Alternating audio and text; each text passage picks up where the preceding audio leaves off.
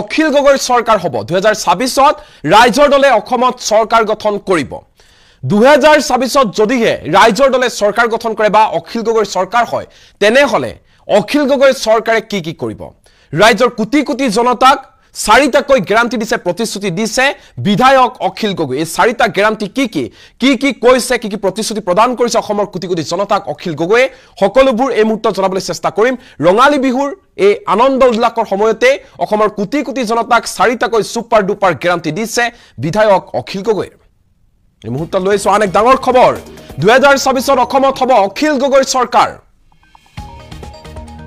মুখ্যমন্ত্ৰী হৈ কি কৰিব অখিল গগৈ ৰাইজৰ দলে চৰকাৰ গঠন কৰিলে সকলো সমস্যা সমাধান হ'ব অসমৰ জনতাৰ সকলো সমস্যা সমাধান হ'ব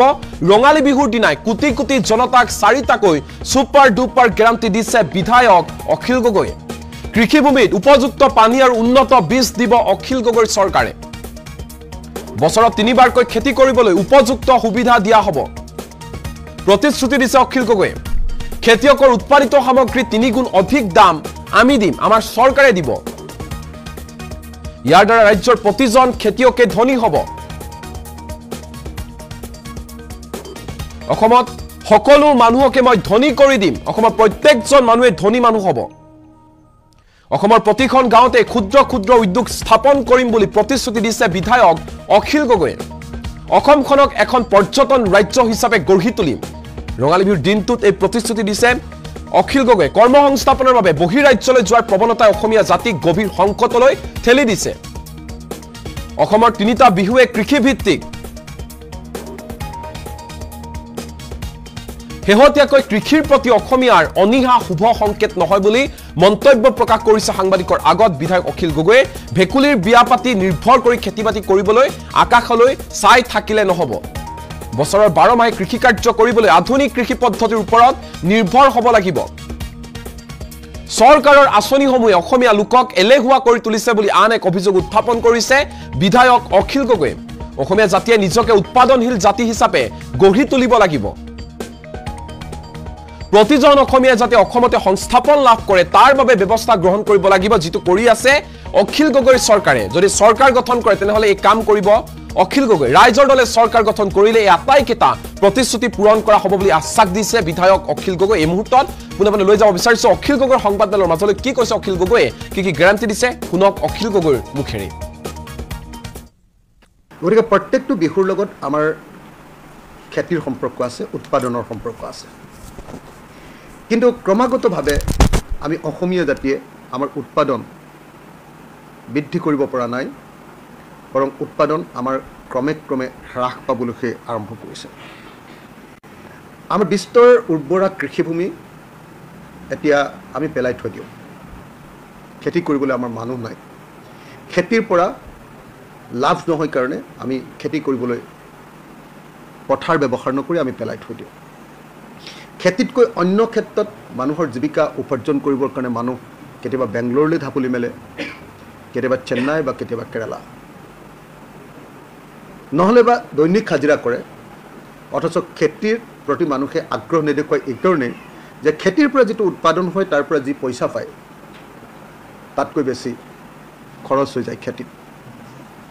গতিকে মই ভাবো যে বহাগ বিহুত আমি সকলোৱে এটা সংকল্প ল'ব লাগে যে যদি অসমীয়া জাতিটোক আগুৱাই নিব লাগে আমি খেতিক লাভজনক এটা উৎপাদন হিচাপে লাভজনক এটা কাৰবাৰ হিচাপে খেতিক আমি প্ৰতিষ্ঠা কৰিব লাগিব আৰু খেতিক যদি লাভজনক ব্যৱসায় হিচাপে লাভজনক উৎপাদন হিচাপে যদি আমি প্ৰতিষ্ঠা কৰিব লাগে তেতিয়াহ'লে আমাৰ পথাৰখিনি আকাশৰ ওপৰত নিৰ্ভৰ নকৰাকে ভেকুলী বিয়া নপতাকে প্ৰত্যেকটা পথাৰত আমি বছৰৰ সকলো সময়তে খেতি কৰিব পৰাকৈ পানী যোগান জলসিঞ্চনৰ ব্যৱস্থা কৰিব লাগিব মই ভাবোঁ যে আজি বহাগ বিহুৰ দিনা আমি অসমীয়া জাতীয় সংকল্প লোৱা উচিত যে আগন্তুক যিমান সময়ত পাৰোঁ আমাৰ খেতি পথাৰবিলাক বছৰৰ সকলো সময়তে খেতি কৰাৰ ৰাউণ্ড দ্য ইয়েৰ কাল্টিভেশ্যনৰ খেতি পথাৰত আমি পৰিণত কৰিম এইটোৱে হ'ব লাগে আমাৰ অসমীয়া জাতিৰ আটাইতকৈ ডাঙৰ সংকল্প আমি অসমীয়া জাতিয়ে খেতি কৰিবলৈ এৰিছোঁ খেতি লাভজনক ব্যৱসায় নোহোৱা হৈ পৰিছে খেতিলৈ আকৌ মানুহবিলাকৰ মনবিলাক কেনেকৈ ঘূৰাই আনিব পাৰে তাৰ কাৰণে কৰিবলগীয়া যিকেইটা মূল কাম প্ৰথম কথা ভেকুলীৰ বিয়া পতাৰ ওপৰত খেতি নিৰ্ভৰ কৰি থাকিলে আকাশৰ পানীৰ ওপৰত খেতি নিৰ্ভৰ কৰি থাকিলে আমাৰ খেতি কেতিয়াও উন্নত নহয় গতিকে অসমৰ প্ৰত্যেকটোৰা পথাৰত পানী যোগান আৰু সেই পথাৰ যাতে বানপানী আৰু গৰাখহনীয়াই উটাই লৈ যাব নোৱাৰে তাৰ পাৰ্মানেণ্ট স্থায়ী ব্যৱস্থাপনা এটা কৰাটো আমাৰ প্ৰত্যেকজন মানুহৰ প্ৰত্যেকজন অসমীয়াৰ সংকল্প হোৱা উচিত আৰু চৰকাৰৰ সেইটোৱে সংকল্প হোৱা উচিত ইয়াৰ বিপৰীতে চৰকাৰে কিন্তু অসমীয়া মানুহবিলাকক এলেহুৱা কৰিবৰ কাৰণেহে কাম কৰিছে চৰকাৰে চাউল দিয়াৰ ব্যৱস্থা চৰকাৰে কেতিয়াবা সূতা কম্বল আঁঠুৱা কেতিয়াবা চাউল কেতিয়াবা অৰুণোদয় কেতিয়াবা 10,000 টকীয়া বিভিন্ন ধৰণৰ এনেকুৱা ধৰণৰ হিতাধিকাৰী আঁচনিৰ জৰিয়তে উৎপাদনৰ লগত সম্পৰ্ক নকৰাকৈ এটা পেৰেলেল অৰ্থনীতি গঢ়ি তোলাৰ কাৰণেই আজি আমাৰ কৃষি ব্যৱস্থা ধ্বংস হৈ গৈছে গতিকে বহাগৰ বতৰত অসমৰ প্ৰত্যেকজন মানুহে ভাবিবলগীয়া মূল কথাটো হ'ল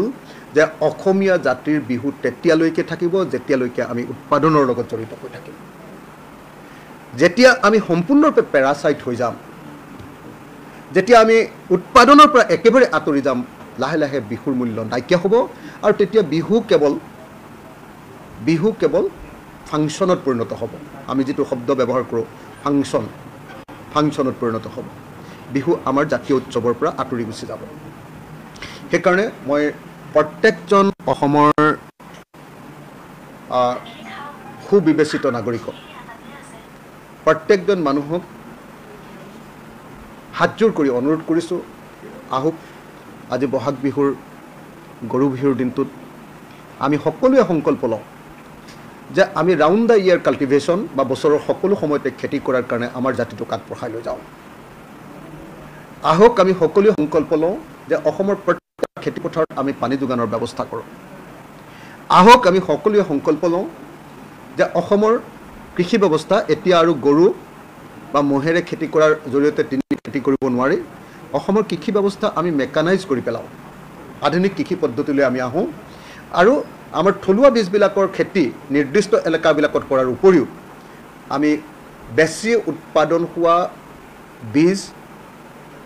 ডাঙৰ ডাঙৰ পথাৰবিলাকত কৰি আহক আমাৰ উৎপাদন বৃদ্ধি কৰোঁ আৰু উৎপাদিত বস্তুবিলাকৰ প্ৰকৃত বজাৰ মূল্য পাবৰ কাৰণে আমি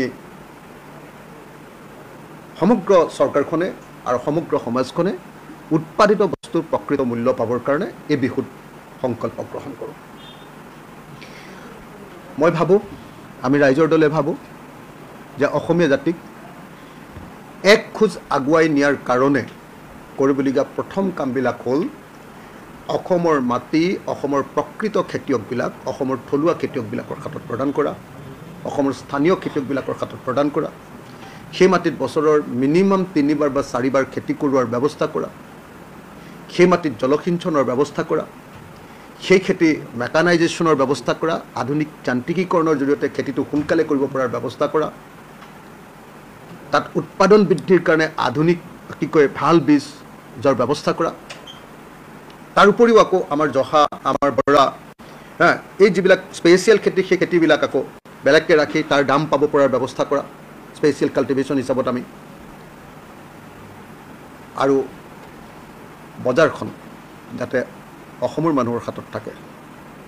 পথাৰো আমাৰ বজাৰো আমাৰ অম্বিকাগিৰি ৰায়চৌধুৰী আজি কিন্তু অসমৰ বজাৰখন সম্পূৰ্ণৰূপে অনলাইনৰ হাতলৈ গুচি গ'ল আমাজন কোম্পানী বা ফ্লিপকাৰ্টৰ হাতলৈ আজি অসমৰ দ্বিতীয় বজাৰখন গুচি গ'ল শ্বপিং মলবিলাকৰ হাতলৈ আজি অসমৰ তৃতীয় আটাইতকৈ ডাঙৰ বজাৰখন মাৰোৱাৰী বনিয়াসকলৰ হাতত আছে অসমৰ স্থানীয় মানুহৰ হাতত অসমৰ থলুৱা মানুহৰ হাতত অকণমানো বজাৰ নাই আমি এতিয়া কেৱল এটা ক্ৰেতা জাতি আমি অকল কাষ্টমাৰ আমি অকল কিনো যাৰ ফলস্বৰূপে কি হৈছে যেতিয়া উৎপাদন নাথাকিব আৰু অকল কিনিবৰ কাৰণে মানুহবিলাক আমি দৌৰি ধাপৰি থাকিম আৰু চৰকাৰে উৎপাদন কৰাৰ ব্যৱস্থা গ্ৰহণ কৰাৰ পৰিৱৰ্তে মানুহক কেৱল ক্ৰেতা কৰিবৰ কাৰণে ব্যৱস্থা ল'ব উৎপাদনমূলক কোনো কামৰ লগত মানুহক জড়িত নকৰিব তেতিয়া মূল্য বৃদ্ধি হোৱাটো খাটাং যি কাৰণত আমি দেখিছোঁ যে বহাগত আজি মূল্য বৃদ্ধি আমাক বিধ্বস্ত কৰি পেলাইছে সেইকাৰণে আজিৰ এই বহাগৰ গৰু বিহু দিনটোত মই অসমৰ সকলো মোতকৈ বয়োজ্যেষ্ঠ অসমৰ মানুহক মোৰ শ্ৰদ্ধা জনাইছোঁ, আন্তৰিকভাৱে শ্ৰদ্ধা জনাইছোঁ, সেৱা জনাইছোঁ। মোৰ বন্ধুসকলক বিহুৰ ওলগ জনাইছোঁ, বিহুৰ শুভেচ্ছা জনাইছোঁ, আৰু মোতকৈ কনিষ্ঠসকলক সকলোকে বিহুৰ ওলগ জনাইছোঁ। কিন্তু বিহুত এটা বহাগৰ সংকল্প ল'ব লাগিব, আমি বসন্তৰ এটা সংকল্প ল'ব লাগিব যে অসমীয়া জাতিটোক কেনেকৈ আমি অনুৎপাদনশীল জাতিলৈ আৰু আগবঢ়াই নিদিওঁ, ইয়াক এটা উৎপাদনশীল জাতিলৈ আমি আগবঢ়াই দিম। বছৰৰ সকলো সময়তে খেতি কৰা এটা জাতিত আমি পৰিণত কৰিম। আমি ক্ৰেতা জাতি, অকল কিনা জাতিত পৰিণত নকৰোঁ, কনজিউমাৰ জাতিত আমি পৰিণত নকৰোঁ,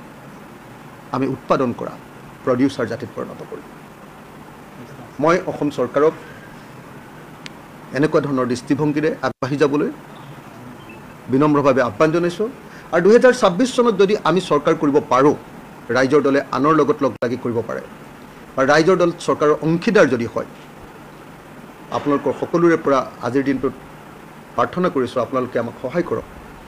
যদি আমি কৰিব পাৰোঁ 2026 চনত চৰকাৰৰ অংশীদাৰ হ'ব পাৰোঁ, আমি অসমৰ মানুহৰ কাৰণে 4টা কাম কৰিম। 1 নম্বৰ, অসমৰ পথাৰবিলাকত উৎপাদন বছৰৰ সকলো সময়তে কৰাৰ ব্যৱস্থা কৰিম। 2 নম্বৰ, অসমৰ উৎপাদিত বস্তুবিলাকৰ প্ৰকৃত মূল্য পোৱাৰ ব্যৱস্থা কৰিম খেতিয়কসকলক। 3 নম্বৰ, অসমৰ বজাৰখন অসমৰ মানুহৰ হাতলৈ, অসমৰ স্থানীয় মানুহৰ হাতলৈ অনাৰ ব্যৱস্থা গ্ৰহণ কৰিম। আৰু 4 নম্বৰ, অসমৰ প্ৰত্যেকখন গাঁৱত, অসমৰ প্ৰতিখন নগৰৰ বস্তি এলেকাত, অসমৰ প্ৰতিখন চাহ বাগানৰ লাইন এলেকাত আৰু অসমৰ চৰ চাপৰি সকলোতে সৰু সৰু ইণ্ডাষ্ট্ৰী MSME চৰকাৰৰ উদ্যোগত মানুহৰ সহযোগত কৰি অসমৰ কোনো মানুহে যাতে বাহিৰত গৈ হাজিৰা কৰিবগৈ নালাগে, বেংগলোৰত ছিকিউৰিটি গাৰ্ড, বা চেন্নাই বা কেৰেলাত গৈ যাতে মাছ মাৰিবলৈ যাব নালাগে হাজিৰা, দৈনিক হাজিৰা, যাতে অসমতে অসমৰ প্ৰত্যেকজন নাগৰিকে কৰ্মসংস্থাপনৰ ব্যৱস্থা পায়, 100% এমপ্লয়মেণ্ট, তাৰ কাৰণে ব্যৱস্থা গ্ৰহণ কৰিবৰ কাৰণে কাম কৰিম। গতিকে মই অসমবাসী ৰাইজক আজিৰ দিনটোত আপোনালোক সকলোকে বিহুৰ শুভেচ্ছা জনোৱাৰ লগতে অসমৰ কাৰণে ভৱিষ্যতমুখী চিন্তাৰ সংকল্প ল'বৰ কাৰণে আহ্বান জনাই সকলোকে আকৌ এবাৰ মোৰ হিয়া ভৰা ৰাইজৰ দলৰ সভাপতি হিচাপে, বিধায়ক হিচাপে সকলোকে এবাৰ হিয়া ভৰা